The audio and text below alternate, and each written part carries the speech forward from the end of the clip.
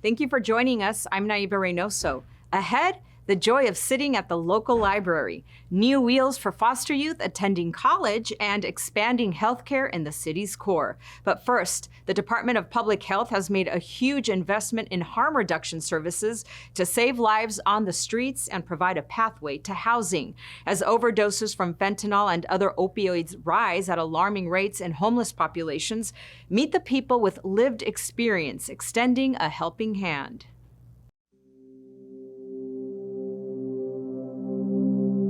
I am a harm reduction lead navigator.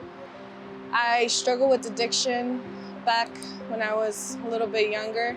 I also was homeless at one point. We didn't have the help that I see that we have to offer our clients nowadays, especially as well with the harm reduction supplies. Harm reduction doesn't just give out the supplies, we also help individuals that are ready to take that next step to move forward. We have those resources for them, and a lot of that was not available from what I understood back then. Harm reduction is a suite of evidence-based services that really are intended to reach people where they are. Things like offering syringe exchange, naloxone, which is an opioid overdose prevention medication, fentanyl and xylazine test strips. They're ways for us to engage people who may not be ready or interested in something like substance use treatment. That engagement piece is really the key for us to build relationships in order to try to get more people into needed services. And harm reduction is one of the best ways for us to do that.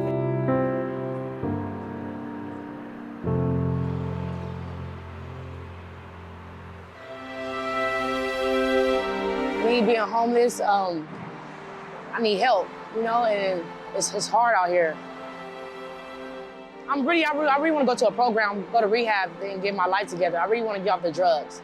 I'm tired of because me on drugs, I'm not focused. I can't, you know, take care of I can't I'm not in my right mind. I just want to just get off drugs. That amount of trust builds relationships that then lead to more meaningful engagement. And so when it comes to concerns about enabling drug use, harm reduction services don't provide drugs for anyone, right? They provide services for people who use drugs, and they provide sterile syringes so that people can use the drugs they're going to be using anyways in a way that doesn't jeopardize their health through transmitting infectious diseases and other conditions, and also increase the likelihood of overdose risk. And so, you know, without harm reduction services, there would be more overdose deaths, there would be more transmission of infectious conditions, there would be more both morbidity as well as mortality, particularly among vulnerable populations in our communities.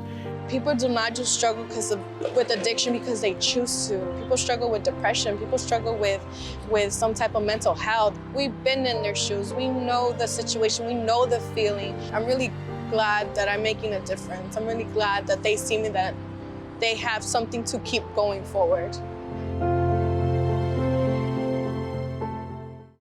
The Bill Brew Library in Willowbrook is a temporary home for a touring art installation that honors the life and legacy of Lorraine Hansberry. Here's more.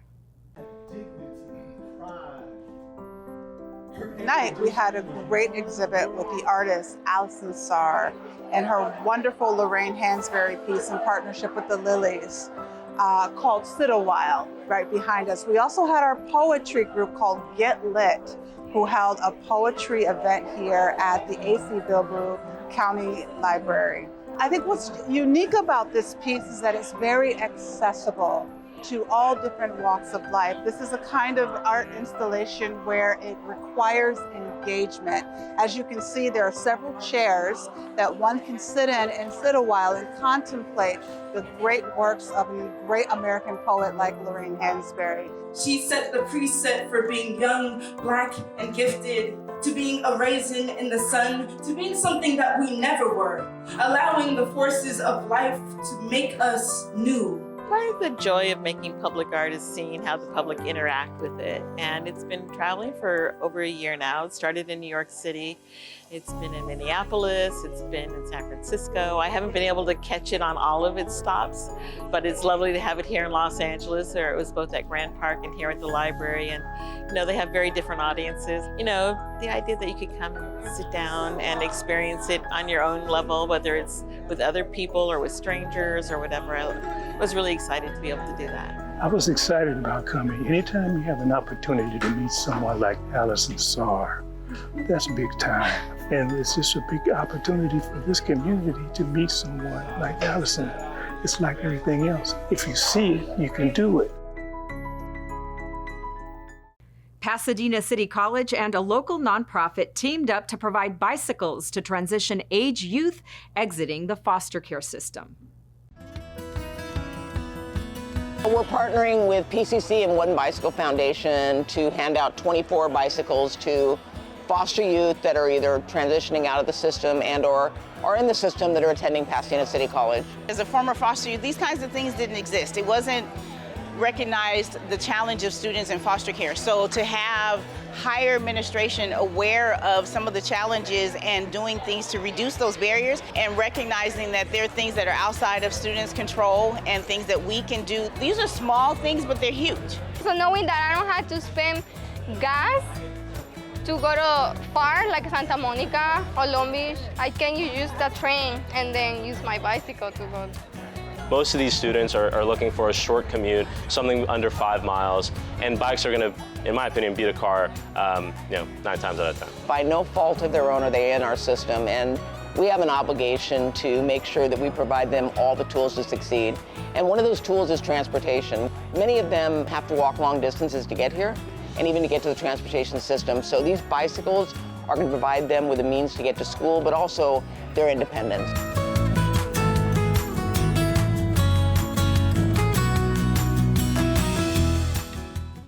A new health center operated by the Department of Health Services will serve a diverse and multilingual population in the Westlake District. Take a look. Welcome to the Alvarado Clinic. Today we are launching the opening of the Alvarado Clinic right here in the Westlake MacArthur Park area. I was happy to pass a motion back in 2021 to help create this facility because it is considered one of those health deserts. Casi una hora en autobús al Centro de Salud Epson. Before this health center existed, I had to travel far, almost an hour by bus to go to the Hudson Health Center.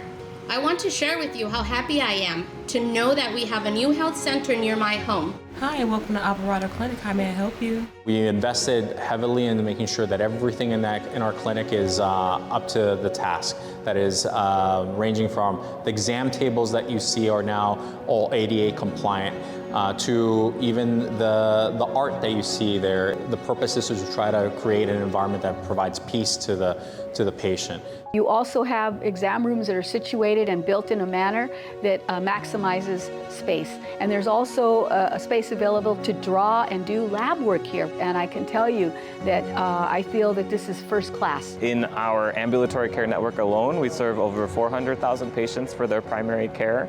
And without this service, without the ability for county to have these public or primary care and healthcare services, those 400,000 patients wouldn't have an option for primary care and for their everyday care needs. And a lot of the staff that are here have actually serviced other parts of this area. So they're familiar with the patient population and they know what their needs are and they can communicate to them in their various languages. 알바라도 클리닉을 오신 것을 환영합니다. Those are all pluses and we want to encourage people to come to the Alvarado Clinic.